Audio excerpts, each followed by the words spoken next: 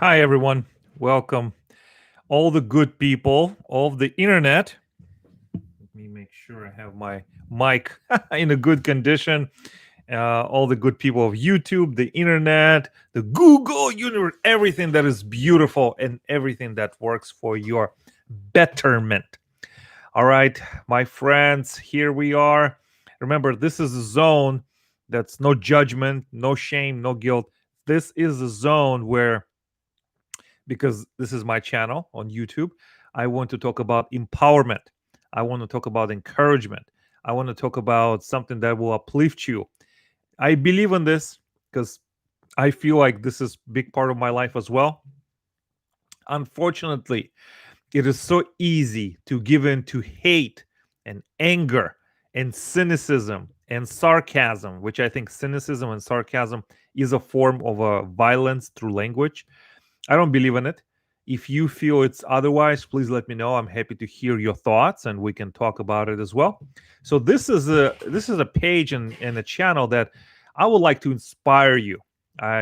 This is the work that I do is inspiring to me, and I hope it is inspiring to you as well. I want you to know how happy and privileged and honored I am that you chose to spend a few minutes here with me and with us. So, I want to talk about taking risks in business. Last night, I was watching a growth marketing conference. It was entirely online and it was created by somebody in San Francisco, California, United States. And there was a product manager of a startup, military communication startup, um, and it's called Sandbox. So he was talking about why so many startups fail. Why do they fail? Is that because they don't have the right idea? They don't have the right features, or there's a bigger, much more, much more fundamental failure? And I got to tell you, he's right.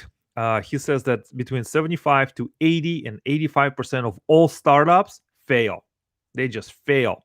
And it is true. We also know from the Small Business Administration that 80 to 85% of all businesses fail in the next 5 to 7 years. And a lot of them actually fail in the first 2 years. And the different reverse statistics of that is 80 to 85% of all franchise businesses succeed. Why is that? A system. Franchise is a system. It's a proven, it's a mechanism. It is something you don't have to think about. It's already done for you. Follow the template, paint by the numbers, boom, success. So let's go back to the startups. So the startups, let's say you have an idea. Let's say you're a student or you just graduated or you're changing careers. And you have this idea, and then this idea is so good. Oh my gosh, this idea is going to change the world. You have a t-shirt with your idea, you have a flag. Yay!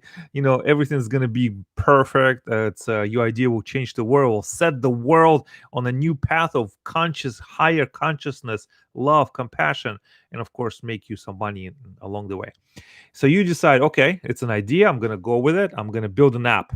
All right, build a platform, build a website, you build an app, and you hire or you get involved with design, operations, workflow, and then you release it, and then nothing happens.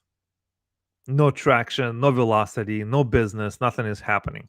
And what this gentleman was saying is that a lot of times, just because you have an idea doesn't mean that idea is there's a proof of concept or even anyone even cares about your idea or about your business.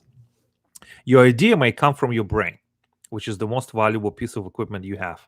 It's in your brain, just but sometimes it's a good idea inside your brain, but once you let it out of your brain, the reality sets in. Nobody cares, it's not needed, or it's not necessarily embraced in a way that you want. So, and I feel that this is so true. Last year, I have attended two events that truly helped me out understand how startup founders create companies, how what is the process of building a business with a tech enabled operations, and then market and scale. And those two events I refer to are the startup weekend. There was one in Lakeland, Florida, which took place in September of 2019, and one in downtown Orlando in November of 2019.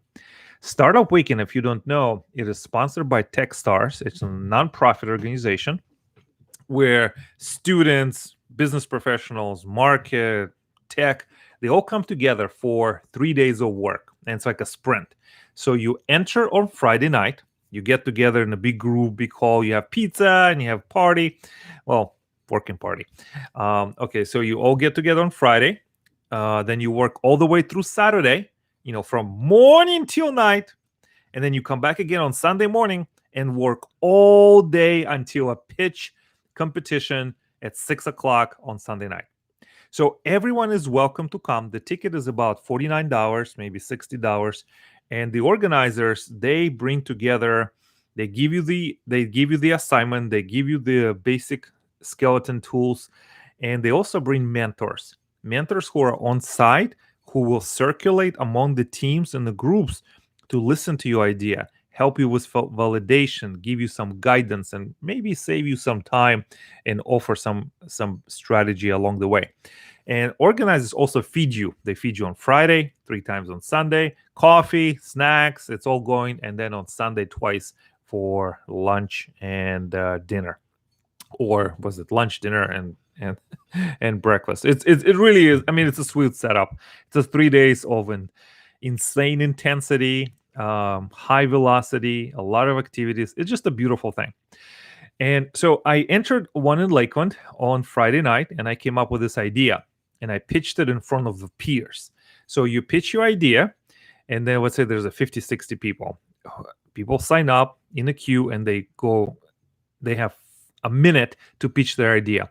Once they pitch their idea, people in the audience will vote on the best pitched ideas. So they walk around, they give you votes. And then the top 10 or the top 15 teams will go on from Friday, work through Saturday, and then conclude on Sunday based on that idea. So you come, you have an idea, you start working on it, boom, create a team, you off to the races, right? It's insane. It's beautiful. It's just, it tests your leadership skills, your team building skills.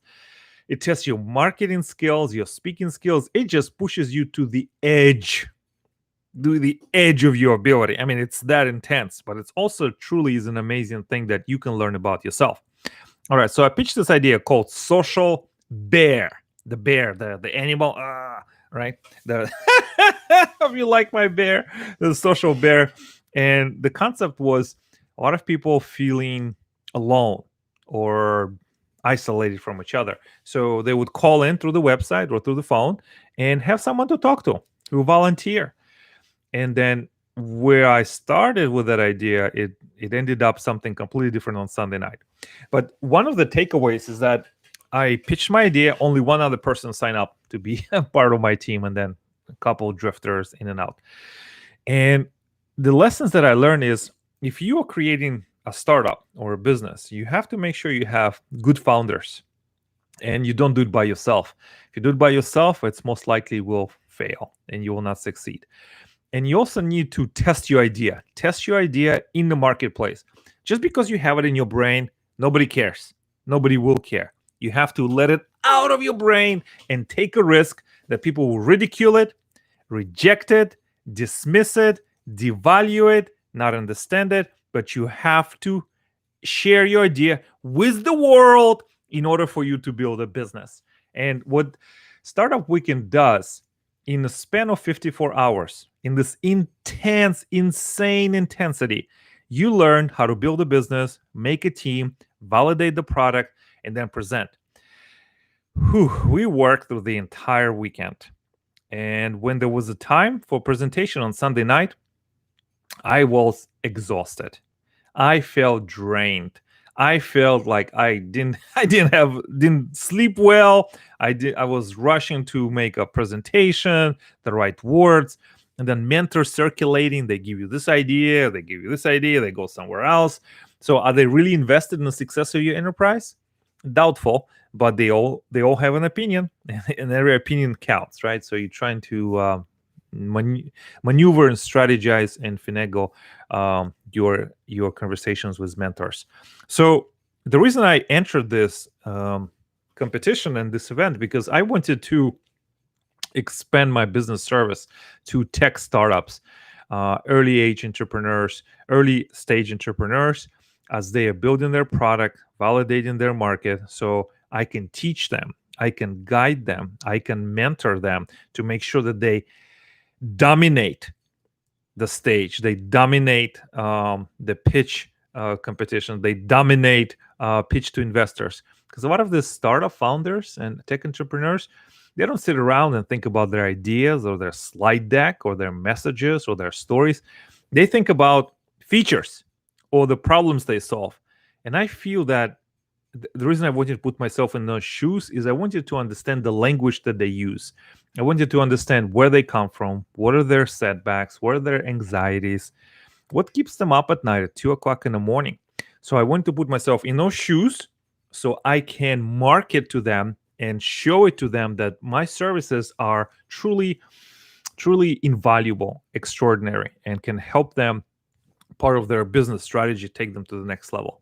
So my question, if you are watching this now or perhaps in the future, how are you testing, market testing your ideas? How are you talking to your clients? How are you validating your ideas? What is your communication flow between your product and marketing team? Is marketing part of the conversation from day one? What are the stories you tell? Just because you have an idea in your head doesn't mean it will grow, go anywhere, or even survive outside of your brain. I want you to be successful. I want you to have the right resources, the right mindset, the right skills so you can set the world on a higher level of consciousness, love, compassion, and beauty. I think we need you. We need your resources. We need your gifts. And I'm here to help. If you and your team needs help with presentations, messaging, storytelling, speaking, sales, I can help. I made the mistakes. I helped the founders, and now they have went on to different levels of funding, success, and they continue their growth. So I want to thank you for your time. Thank you for your attention, and thank you for your presence. Those are the most precious things you have to share with another human being, and I don't take it lightly. Thank you, everyone.